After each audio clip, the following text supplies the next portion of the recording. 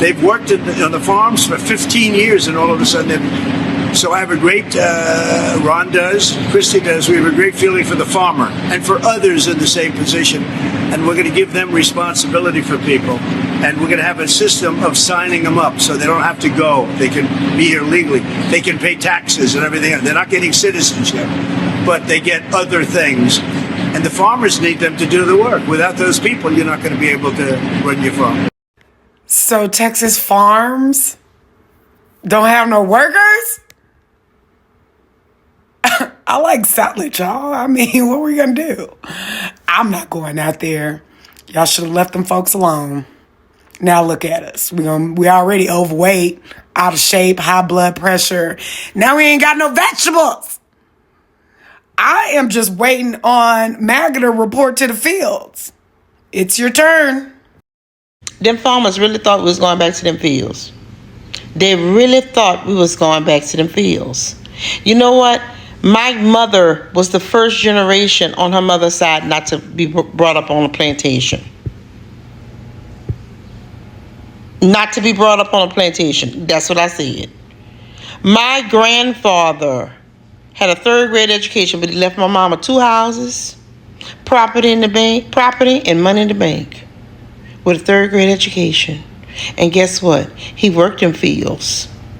My great grandmother worked in fields and cut that cane just like a man. You hear me? And if you think that Eddie Lewis and Victoria C. Jones and all the rest of my ancestors bust their tail in them fields for us to go back to the fields, absolutely not. That's not progress. We're trying to heal from ancestral trauma. We're trying to heal from that. That ain't happening. That produce could rot in them fields before we go back to them fields. They need to let them know that. Something unbelievable is happening deep in the heart of Texas. The very people once known as the backbone of American agriculture are collapsing. We're talking generational white farmers, men and women whose families have worked this land for over a century, now losing everything. But this isn't just about drought or bad luck, no. What's crushing them is the very system they once trusted. Stay tuned because in the next few minutes, we are pulling back the curtain on why white farmers are going bankrupt and what no one is saying out loud. We got farms in Texas right now, all over, closing overnight, closing down because they have lost 100% of their workers. Now you already know why they lost the workers. Immigration and the ICE, the results of that's the problem. But see, what's going on is not only have they lost the workers, they have also, they're beginning to lose crops in the fields, livestock not being taken care of. This is right now. Texas farms, people know the communities that these farms are in that depend on the farms. They're not doing too well either because they depend on the farms. And this ain't gonna stop in Texas. This is gonna go all over America. People gonna start spilling this shit and it ain't gonna be nice. Somebody better say something about this shit because the government ain't saying shit. They don't give a damn. Overnight, multiple farms in the state of Texas completely shut down. And the reason for this shutdown was because they have lost almost 100% of their workforce.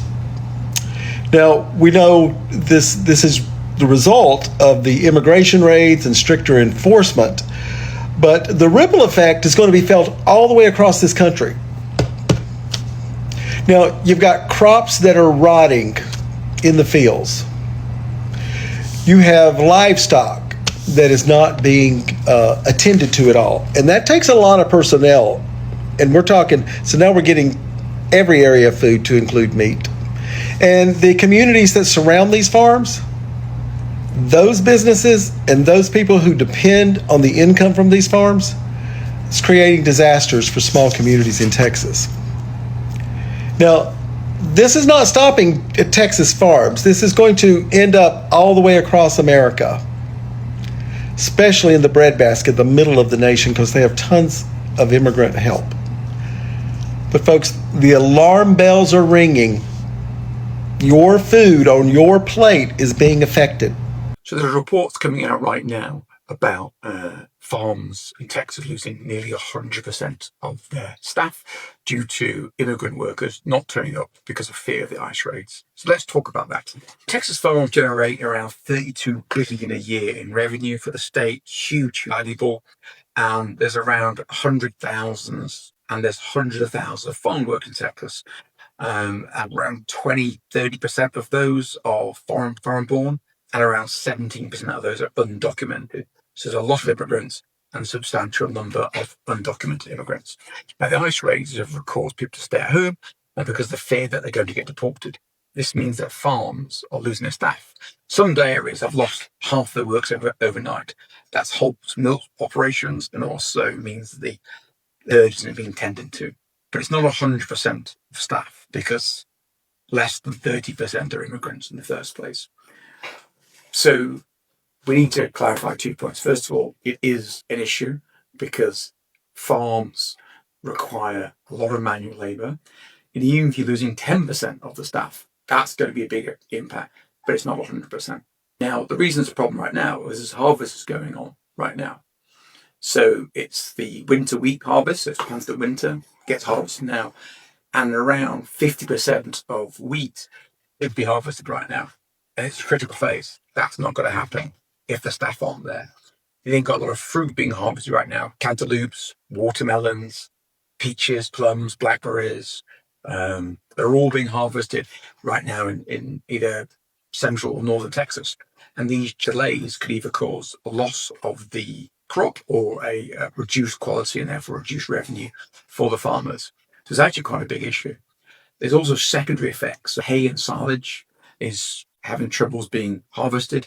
That means there's going to be a long tail impact because the lack of hay now is going to impact the feed supplies later on. You've also got problems with logistics, so haulage, delivery, and then food processing plants. So think about abattoirs, etc. If the immigrant workers don't turn up for that either, you're not going to be able to get the food processed even once it is going from the farm to the factory. So this is quite a big issue. Not 100% of staff, but it is a significant percentage of staff, which is going to impact food supplies. 3 weeks it started to slow, but this last week or so has been huge. That's when it's like 0 people wanting to come out and yeah, 0 people going to work the farms. And while yes, these farmers are in the find out phase, we're all going to be in it because they're talking that our food supply is going to be shut down or have major interruptions. And it's not just Texas, it's California and Washington. We are finding out that yes, immigrants do help the American economy. Immigrants are part of the American fabric. We just didn't realize it till it was too late. Texas has long been romanticized as the land of cowboys, cattle, and cotton, but beneath the surface, a storm has been brewing. It's wiping out a cornerstone of American identity, the white Texas farmer. So what's really happening? First, let's talk about climate. In recent years, Texas has faced record-breaking droughts, rising temperatures, and erratic weather patterns. Crops like corn, cotton, and wheat, all once dependable, are failing. Ranchers are selling off cattle early because water and feed has become unaffordable. Then comes debt. Many of these farmers are sitting on hundreds of thousands, sometimes millions in equipment loans, land mortgages, and operating costs. And the price of fertilizer, diesel, and pesticides has skyrocketed. Meanwhile, market prices for their crops have barely budged or worse, crashed. But here's the kicker. Big agriculture is swallowing them whole. Multinational corporations and hedge funds are buying up farmland in Texas at record speed.